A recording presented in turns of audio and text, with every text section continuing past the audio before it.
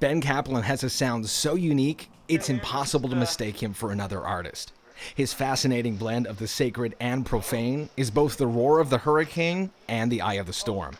The uncanny ability to channel both wild abandon and quiet introspection captivated audiences around the world. Containing this sense of viscera can be a challenge to capture on a recorded medium. Finding room for the vast stories and intimate moments vying for space seems an impossible task. See how it happens on this episode of Into the Studio.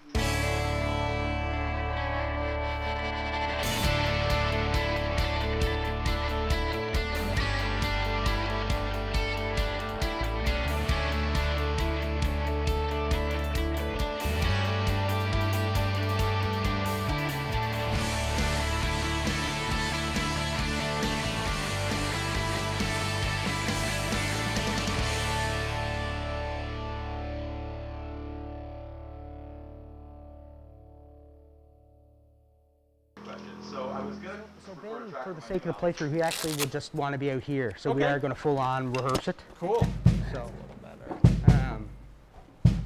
seeing if that feels good to you anyway. Yep. It's just a thought. Give me an E there, bud. Good enough for jazz? Yeah. So we're going to do it in B, you think? B minor? Let's just try it out. Yeah. Well, my feet are tired, and my back is sore, and my body's aching, and my hands. My name's Ben Caplan. I am a singer, songwriter, performer, entrepreneur, hustler.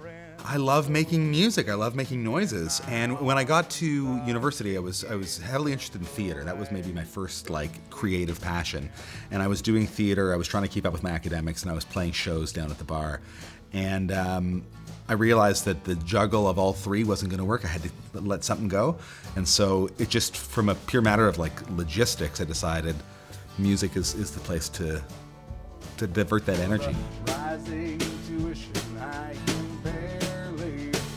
I didn't come from a particularly musical household. My parents got me piano lessons, and I really disliked it. I had a teacher who was like, he would play a melody for me to sort of demonstrate, and then I would play it back for him, and he'd be like, "Oh, you're not reading the music." And I would be like, "That's cool, I got it already." And he'd be like, "You're not being disciplined about this. I need you to read what's on the page." And so I was really frustrated at that whole process, quit piano lessons.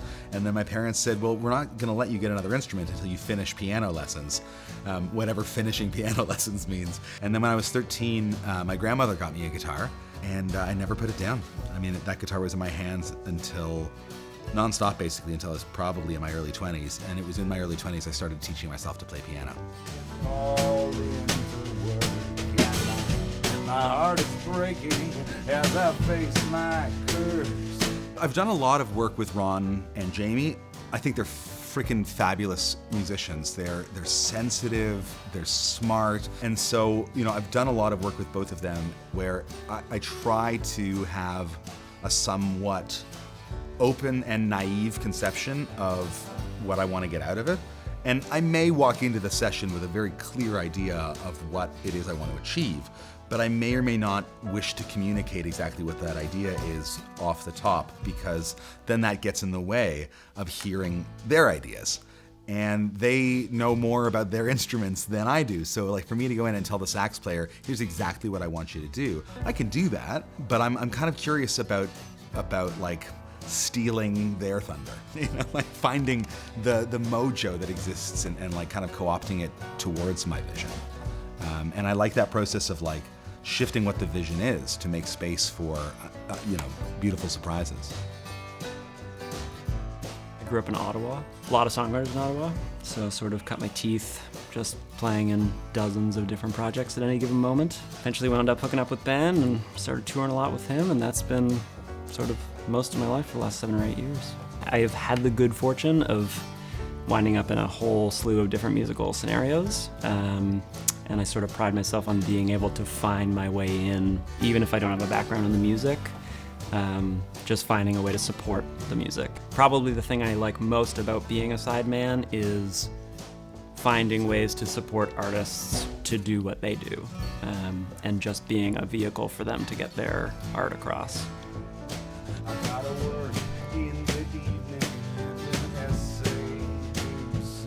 I spend a lot of time learning other people's music. That's just part of the gig. But you know, you get little stints here and there where you spend a lot of time with one group. Like I've been on tour with a band quite a bit, and some days it feels like I'm playing with someone new every day. And what happens is you go into the studio, and then the producer has a vision, you know, and that's the vision that matters, not yours, right? You're there to help him get there. I kind of learned over time to just kind of vaguely understand the feeling of the song and not plan too much, so I can just kind of deliver in the moment. You just have to be able to like give good ideas, but be willing to switch gears. Because often you'll lay something down and it might sound good, but the producer's like, we're going this direction. And you need to be able to quickly understand that and go that way. I'm so happy to live in the land of the free. Free to pay high tuition so I can see.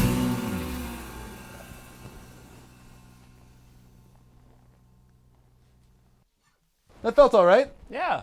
Yeah, I feel like that could be adequate. It felt like a winner in here. That was real solid. Cool. Tempos felt good. Yep. Sweet. Starting to get sweaty. A live show is a lot about energy.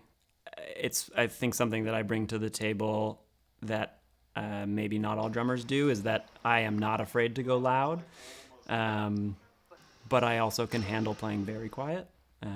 And the wide range of that is sort of what I love about playing live. The studio is a lot more mental focus for me. Where I'm hitting the drum, how I'm hitting the drum, repeatedly doing the same thing. Whereas in a live context, there's so much more wiggle room and there's so much less of a microscope that I put on my own playing. What you hear with your ears is not what a microphone hears, right? And which microphone you're using and how you use that microphone. Finding something that is the sound once it's recorded, as opposed to, I love the sound of this thing acoustically, and then recording it. Because for most of my career, that's been my approach, is I find drums that sound good, find cymbals that sound good, and then I record them. But what you hear on a recording is not what you picture it to be. It's like, that snare drum sound that you love is probably not just a snare drum tuned nicely, hit well. It's like, well, how's it EQ'd? How's it compressed? What's the room? What's not the room? There's so many other factors, and I think we always look to recreate the sounds that we love in our own playing, but the studio is an instrument unto itself, and when you hit something acoustically, you're missing the other half of your instrument when you're talking about a studio setting. Live on stage, there's no mistakes. There's only the ephemera, and there's only this moment. And like, I'm not conscious of whether or not somebody's holding their iPhone. I don't care. I wish they wouldn't, but I'm playing to the people, and I'm playing for me, and I'm playing for the band, and we're just like living the energy of that moment and trying to experience something together and trying to curate a moment. And so like, if you're sharp or if you're flat, I mean, I like to sing in tune. I like how that sounds, but I'm not worried about it. I'm not thinking about it. I'm just living that moment. When I go into a studio, suddenly it just is different. Like I tried early in my career to go into a studio and just be like, we're gonna break all the rules and we're just gonna give it the same energy like we do live on stage, and it sounds terrible. It's just not vibey. And a lot of the choices that I would make live don't actually sound good. They feel good, but if all you have is the music, then it's a different thing.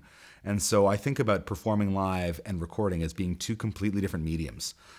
Just like a comic book artist and a portrait painter. Like, it's not the same thing at all. And I feel like I've had to develop a new vocabulary and new skills to be able to work in a very different medium.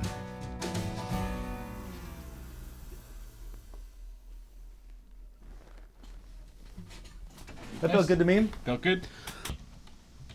Yeah. So Yeah, I mean, yeah, if I hear let's leave this. If I hear anything in the meantime, I'll let you know, but okay. You want to listen? Yeah. Nah, I'll hear it when I'm tracking. Yeah. Listening back is for people who are, Rank amateurs. humble and have more time.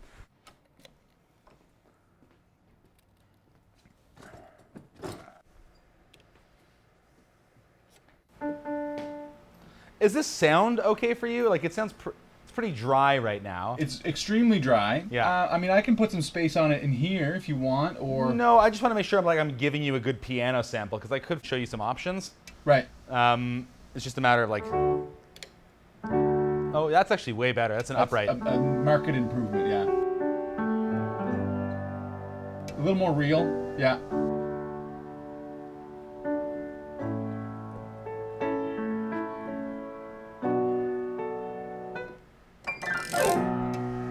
Amazing what a little bit of reverb will do. Yeah, great. Cool. All right, here comes, I think where course 1 is. Yeah, ish. Ish is My fine. mind is melting as my blisters burst, but my grin is endless, 'cause it could be worse. And so I drop to my knees and give thanks to the Lord for the rising tuition I can barely afford.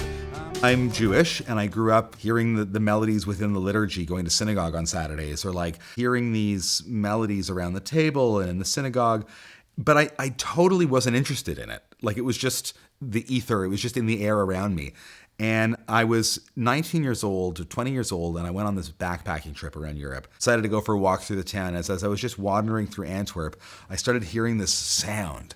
And I like followed the sound through these passageways. And in this square in front of this beautiful cathedral was this like 10, 12-piece brass band playing.